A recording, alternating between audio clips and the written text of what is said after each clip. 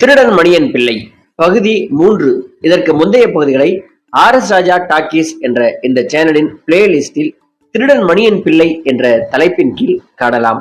இதுவரை 1960, 1970களில் கேரளாவில் பிறந்த மணியன் பிள்ளை என்பவர் பணக்கார வீட்டில் பிறந்து அவருடைய அப்பாவின் திடீர் மரணத்திற்கு பின்பு அவருடைய சொந்தக்காரர்களால் ஏமாற்றப்பட்டு மொத்த குடும்பமும் அனாதையாகி நடு ரோட்டிற்கு வந்த பின்பு சந்தர்ப்பவசத்தால் ஒரு திருடனாகி அதன் பின்பு அவருடைய வாழ்க்கையில் நடந்த சுவாரஸ்யங்களும் சோகங்களும் நிரம்பிய புத்தகம்தான் இது.